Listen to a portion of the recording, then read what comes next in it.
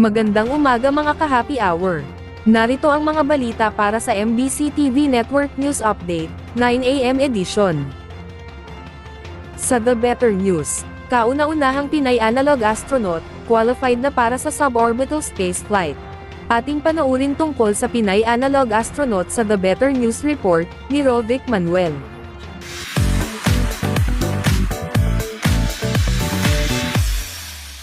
Proud na ibinahagi ng kauna-unahang Pilipinong analog astronaut na si Christine Atienza ang kaniyang karanasan sa pagsasanay para sa suborbital space flight. Ito ay matapos mapili si Atienza ng National Aerospace Training and Research o NASTAR Center para sumailalim sa naturang pagsasanay. Kwento ng Pinay astronaut, nagsimula ang kaniyang pangarap na makabiyahe sa outer space nang mapanood ang Countdown: Inspiration for Mission to Space, isang documentary sa Netflix. Dito aniya naisipang mag-send ng email sa NASTAR Center, isang commercial air at space training, research and educational facility. Laking gulat ni Atienza na makalipas lamang ang ilang oras ay nag-reply agad si Glenn King, ang COO at Director ng NASTAR. Pero hindi agad na nag-reply si Christine sa email at umabot ng 8 buwan bago siya sumagot at tanggapin ang alok na training program. Sa pagsasanay, dito naranasan ni Atienza ang pakiramdam ng 6G acceleration o paglipad sa kalawakan kahit pa sa screen lamang siya nakatingin at hindi sa mismong curvature ng mundo. Kwento ni Atienza, parang natupad na rin ang kanyang crazy dream sa pamamagitan ng nasabing pagsasanay, pero hanggang ngayon ay hindi pa rin ito tiyak kung itutuloy ang pagbiyahe sa mismong outer space.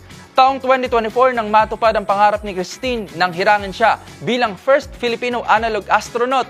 Bago ito, naging bahagi din siya ng Hawaii Space Exploration Analog and Simulation sa Mauna Loa Volcano noong 2023. Pero bukod sa pagiging astronaut, si Atienza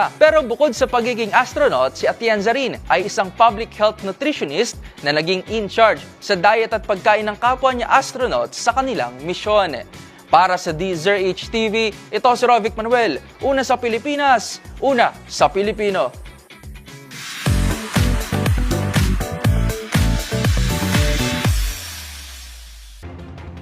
Sa ibayong dagat, naitalang patay sa Myanmar dahil sa lindol, umabot na sa mahigit 1,600.